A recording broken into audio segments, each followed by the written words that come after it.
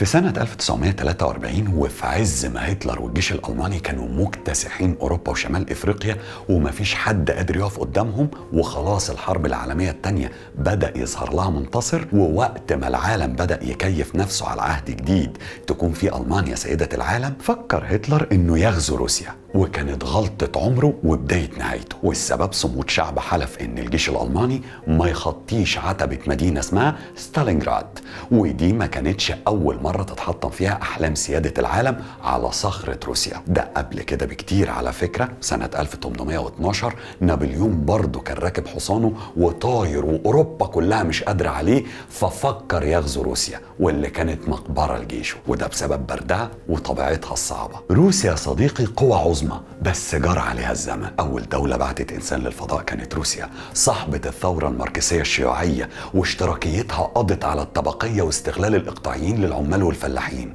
ونظامها الدكتاتوري تسبب في إبادة أكتر من 20 مليون بني آدم. بلد البولشوي وتاركوفسكي وتشايكوفسكي والأدب الروسي أعظم أدب في التاريخ، وفي نفس الوقت ما تلاقيش أي صراع مسلح في العالم إلا وكلاشينكوف الروسي موجود فيه. وفي كل مشكلة بتحصل في منطقتنا العربية بنسمع اسمها، وبتناطح أمريكا في كل حتة في العالم، واللي بتعمله الفترة الأخيرة يقول لك إن شكلها ناوية ترجع أمجاد السوفييت. اعمل لايك وشير على الفيسبوك وما تنساش السبسكرايب لو بتتفرج على اليوتيوب، وخلينا نعرف مين هي روسيا وناوية للعالم على إيه. أنا أحمد سلامة زي الكتاب ما بيقول.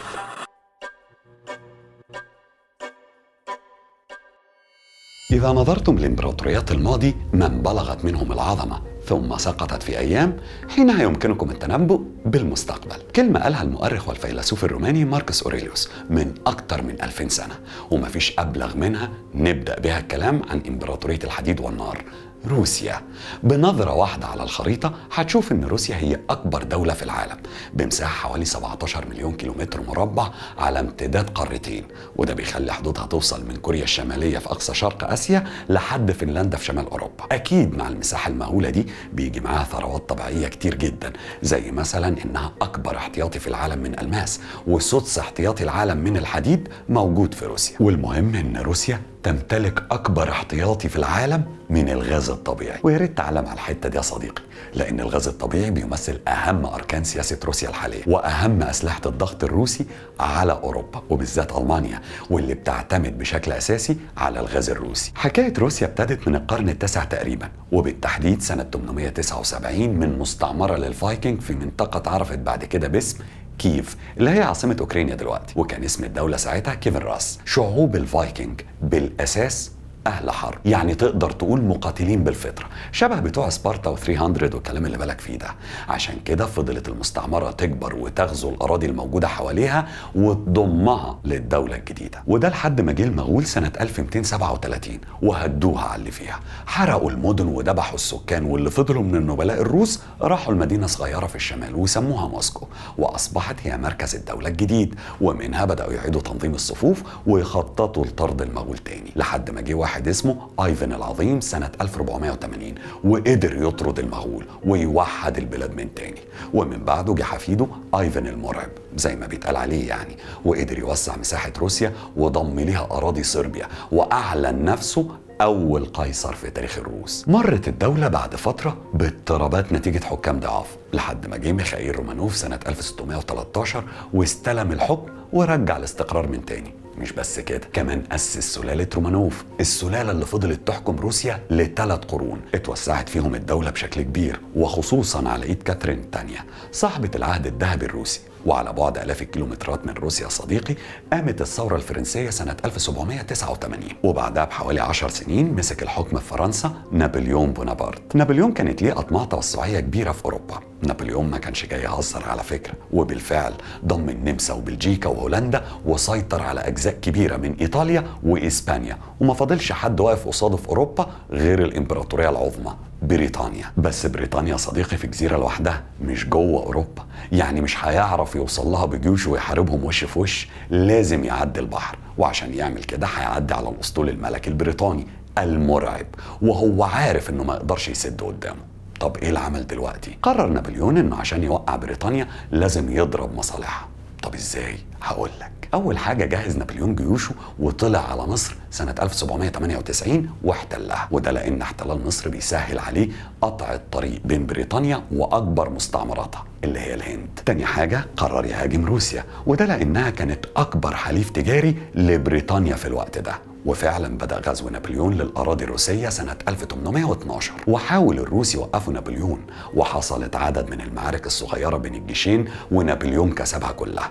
فحس الروس انهم مش قده، فبدأوا يطبقوا استراتيجية جديدة، وساعدهم ان نابليون كان مستني معركة كبيرة بين الجيشين يقدر بيها يديلهم ضربة قاضية يخلي بيها روسيا ترفع العلم الأبيض وتسلم. بمعنى آخر يا صديقي، يعني ما تقفوا لي راجل لراجل ايه لعب العيال ده. لكن الروس ما نولوهالوش، كانوا بينسحبوا بالتدريج للشرق ويسيبوا الفرنسيين يتقدموا جوه روسيا. بس خليني اقول لك على حاجه محترمه، الروس مش سهلين اطلاقا. كانت حيلتهم انهم بيولعوا في المدن والقرى والمزارع والحقول اللي بيسيبوها وراهم للفرنسيين عشان ما يستفيدوش منها. عايز البلد اتفضل عادي، بس خدها خرابه. الروس سابوا البلد مش نافعه. نابليون دخل العاصمه موسكو لقاها على الارض. طب هيعمل ايه؟ الشتا جه والفرنسيين مش متعودين على ترج روسيا. طب الجيش هياكل منين؟ شبح الجوع والبرد بدأ يحصد في جيش نابليون. وطبعا يا محترم، المصائب لا تأتي فرادى. نابليون وصلته رسالة ان في صراع على السلطة داير في فرنسا. طب هيعمل ايه؟ اصل مفيش حل غير انه يرجع. فقرر الانسحاب والرجوع بالباقي من جيشه، وكانوا حوالي 27 ألف جندي بعد ما كانوا أكتر من 600 ألف جندي. الجيش الروسي استغل ده وراح راجع ورا نابليون وجيشه، وفضل يطارده لحد ما احتل باريس نفسها. يعني تقدر تقول إن حرب نابليون مع روسيا الكسبان فيها الطبيعة في روسيا مش الجيش الروسي. بعد حرب نابليون اتأكدت مكانة روسيا في أوروبا كقوة عظمى. طبعا مين ساعتها كان كبير العالم والقطب الأوحد؟ المملكة التي لا تغيب عنها الشمس، بريطانيا. ومفيش حارة ينفع يكون ليها 2 فتوات، لازم واحد بس. فوقفت روسيا قصاد بريطانيا، الاتنين ما دخلوش في صراع عسكري مباشر، بس تقدر تقول كده دارت ما بينهم حرب باردة. دي بقى الحرب بتاعت القرن ال19، وبالتحديد بداية 1865. كانت ساحة الحرب الأساسية المنطقة المعروفة باسم أفغانستان دلوقتي، ده بسبب موقعها شمال الهند أكبر مستعمرة بريطانية. وفضلت الحرب مستمرة على كده لسنين. ساعتها مساحة الإمبراطورية الروسية كانت بتضم أراضي في 3 قارات، أوروبا وآسيا وأمريكا الشمالية. أيوة، أمريكا الشمالية زي ما سمعت بالظبط يا صديقي. فقررت روسيا تبيع جزء ما كانتش بتستفيد منه خالص لدولة جديدة كده كان اسمها أمريكا. فروسيا بعت لها ولاية ألاسكا في شمال قارة أمريكا الشمالية بمبلغ 7.2 مليون دولار سنة 1867. المهم كملت سلالة رومانوف في الحكم، وخلال فترة حكمها من 1613 لحد 1917 خاضت حروب كتير مع العثمانيين الأتراك في الجنوب، ده بسبب مشاكل في ممر التجارة في البحر الأسود الواقع تحت سيطرة تركيا في الوقت ده. طب ليه حصل كده؟ لأن ده ممر التجارة الوحيد للبضائع الروسية ومنفذها للبحر المتوسط ومنه للمحيط الأطلنطي، فكان لازم روسيا تحط ليها رجل في البحر الأسود. ودي كانت المشكلة اللي نتج عنها حروب كتير ما بينهم. كسبت روسيا معظمها ودمرت البحرية العثمانية بالكامل تقريبا، وكانت على وشك تحقيق انتصار ساحق على الأتراك في حرب عرفت باسم حرب القرم سنة 1853 لولا تدخل فرنسا وبريطانيا بجيوشهم لإنقاذ تركيا. وتمر الأيام لحد ما جه واحد ألماني اسمه كارل ماركس، جات له فكرة متكلفة كده عن تغيير جذري للنظام الاجتماعي والاقتصادي في أوروبا والقضاء على الطبقية الظالمة للعمال والفلاحين. ومن هنا جت الاشتراكية واللي بتلغي الفروق الطبقية كلها وبتعظم مركزية الدولة. الفكرة دي فضلت تلف في العالم كله لحد ما وصلت لثوري روسي اسمه فلاديمير لينين، واللي شرب أفكار ماركس وما كدبش خبر. وفعلا بدأ لينين يدعو للثورة، واستغل ساعتها ان الشعب الروسي كان بيغلي من حكم القياصرة واستعباد العمال والفلاحين لصالح الإقطاعيين والنبلاء الروس. طبعا ده غير إعدامات بالجملة لكل حد يفتح بقه ضد حكم القيصر، للدرجة اللي خلت حبل المشنقة يتعرف ساعتها باسم كرافتة ستالين نسبة لستالين رئيس الوزراء سنة 1906، ويا رب أكون عرفت أقول اسمه. فنجحت الثورة واتسمت بثورة البلاشفة، وقدر يسيطر على الحكم في أكتوبر 1917 بعد ثورة دموية اتعادم فيها نيكولاس الثاني آخر القياصرة من سلالة رومانوف. وبدأ الحكم الشيوعي في روسيا ونشأ ما يعرف بالاتحاد السوفيتي سنة 1922. الشيوعية كانت فكرة مطرقعة ترند والكل راكبه، وبدأت تنتشر في العالم كله، في الصين وفيتنام وكوريا والفلبين. وقادة الاتحاد السوفيتي ساعتها كانوا بيساعدوا يدعموا الحركات الشيوعية في أنحاء العالم كله. وده كان تنفيذا لفكرة ماركس لما قال إن عشان نوصل للمجتمع المثالي واليوتوبيا أو المدينة الفاضلة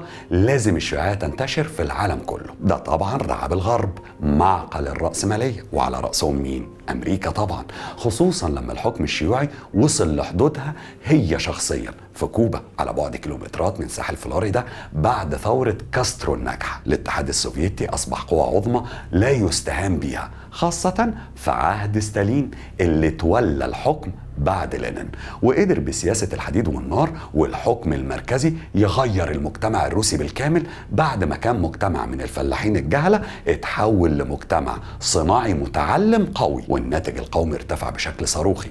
بس ده طبعا ما كانش ببلاش، كل ده جه على حساب حقوق الإنسان وحرية التعبير، ومسح أي نوع من أنواع المعارضة. سياسة ستالين يا صديقي كانت سلاح ذو حدين، هو عمل دولة قوية جدا، قوة عظمى بتناطح أمريكا، بس على حساب أكتر من 20 مليون بني آدم ماتوا تحت إيده، ما بين عمليات تطهير عرقي وترحيل وتجويع للأقليات غير المرغوب فيها، وعمالة إجبارية في ظروف غير آدمية، وقتل واغتيالات لأي حد كان بيفكر بس في الاعتراض. وعلى فكرة هتلر اللي هو هتلر، عمليات التطهير العرقي لليهود بتاعته تسببت في موت 6 مليون بني آدم. بس لما بنيجي نقارن بين أكبر الأنظمة القمعية والمتوحشة في التاريخ، غالبا هتلر بيكسب، وبنغض البصر عن ستالين. ليه؟ عشان ستالين حارب مع الأمريكان في الحرب العالمية الثانية لما كان الخطر مشترك عليهم الاثنين، هتلر وألمانيا النازية. وده يثبت لك يا صديقي إن التاريخ دايما اللي بيكتبه المنتصر، وإن طالما أنت كنت في صفي فأنت صح مهما كانت أفعالك. وبيثبت لك كمان إن حقوق الإنسان والحريات وحقوق الأقليات، كل الشعارات الرنانة دي اللي بيروج لها الغرب، ما هي إلا كارت سياسي بيطلعوه وقت ما يحبوا. خلصت الحرب العالمية الثانية سنة 1945 بانتصار الحلفاء أمريكا وبريطانيا وفرنسا والاتحاد السوفيتي. وطبعا أكبر نقطة تحول في الحرب كانت معركة ستالينغراد، المدينة اللي اسمها على اسم ستالين، وقدر يصمد فيها الجيش والشعب الروسي قصاد الغزو الألماني لمدة 6 شهور كاملة، وراح ضحيتها 2 مليون بني آدم. المعركة دي قضت على أسطورة الجيش الألماني، ومن هنا بدأ ميزان القوة يتغير لصالح الحلفاء لحد ما كسبوا. ومع انتهاء الحرب العالمية الثانية انتهى معها شهر العسل ما بين الروس والامريكان، وبدأوا هما الاثنين يتخانقوا في حرب باردة على سيادة العالم حرفيا، وبيتسابقوا في كل المجالات. الخناقة دي قسمت العالم لقسمين، قسم شرقي شيوعي بقيادة الاتحاد السوفيتي، وقسم غربي رأسمالي بقيادة أمريكا. كانت حرب أيديولوجية وفكرية في الأساس محترم، وبتوضح قد إيه في فرق بين الشخصية السوفيتية الشرقية الشيوعية والشخصية الغربية الرأسمالية. يعني مثلا الأمريكان والغرب كان عندهم عنفوان وحماس وأحيانا تهور قدام حل أي مشكلة، على عكس المعسكر الشرقي اللي كان بيتسم بالهدوء والتروي. الفرق بين الشخصيتين مثلا واضح على الأرض لما أمريكا قررت أنها تتدخل عسكريا بجيشها على بعد آلاف الأميال في حرب كوريا سنة 1950 وفيتنام 1955 لمجرد أنها تمنع الشيوعيين من الوصول للحكم، وفي المقابل خسرت مليارات الدولارات وآلاف الجنود في حرب خسرانة. أما بقى السوفيات يا صديقي فكانت مساعداتهم وتدخلاتهم للحركات الشيوعية من بعيد لبعيد،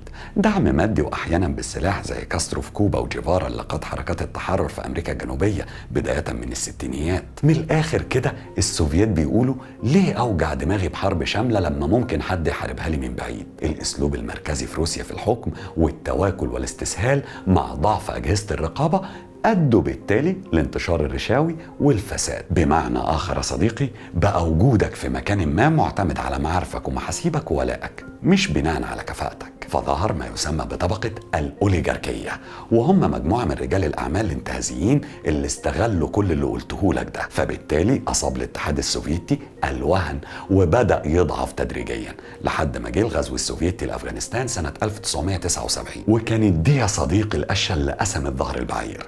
ليه؟ لأن أمريكا استغلت الغلطة دي واستنزفت فيها الجيش السوفيتي لمدة 10 سنين عن طريق دعمها للمتشددين المتأسلمين زي أسامة بن لادن وأيمن الظواهري، لحد ما خرج السوفييت بخفي حنين من أفغانستان سنة 1989. بعدها بسنة بدأ انهيار وتفكك الاتحاد السوفيتي سنة 1990 بعد انهيار سور برلين. انهار الاتحاد المكون من 15 دولة، وفضلت روسيا لوحدها تواجه مصير البطل المهزوم في الاساطير الرومانيه، وتبقى مثل يتنضر بيه الناس في ان ازاي فكره تقدر تقوم امبراطوريه ونفس الفكره تكون السبب في هدها. من بعد سقوط الاتحاد السوفيتي مر على روسيا فترة ضعف كبيرة تحت حكم يلتسن، وكانت حرفيا لعبة في ايدي الامريكان. طبقة الاوليغاركية بدأت تكبر، وزاد الانتهازيين والمنتفعين من عملية الانفتاح الاقتصادي والخصخصة الكبيرة اللي اتباعت فيها شركات وموارد الدولة. اقتصاد ضعيف ومعدلات فقر بتكبر، ده غير محاولات فرض العولمة والرأسمالية على روسيا وتشويه المكون الثقافي للبلد. حرفيا روسيا كانت ملطشة في التسعينيات. بس في الخلفية كان في ضابط مخابراتي روسي جاسوس من جواسيس الKGB، واحد عاش أمجاد السوفييت، وفي سنة 1999 ظهر الضابط المغمور ده وبقى هو رئيس وزراء روسيا، وكان اسمه فلاديمير بوتين، ومن ساعتها هو في حكم روسيا. اتفقت او اختلفت معاه، فهو شخص بيحب بلده وعايز يرجع امجادها من تاني. ولو عايز تعرف مين بوتين، اتفرج على الفيديو بتاعه مع الملياردير أوليغ ديريباسكا، موجود في المصادر، بص عليه. هل بقى اساليبه في الحكم كلها صح؟ وهل الغرب هيسيبه؟ اسئلة مهمة صحيح، بس السؤال الأهم هي محاولات روسيا للرجوع كأحد أقطاب الهيمنة العالمية هتوصل لحد فين؟ وهل الخناقة على سيادة العالم دي هتفضل معانا للنهاية؟ طب انعكاس كل ده على الشرق الأوسط إيه؟ ده اللي هيبان الفترة اللي جاية، وإحنا هنا بنحلله ونربط خيوطه عشان نوصل للنتيجة. أتشرف بمتابعتكم لقناة زي الكتاب ما بيقول على اليوتيوب وعلى الفيسبوك بنفس العنوان. أشوفكم بخير.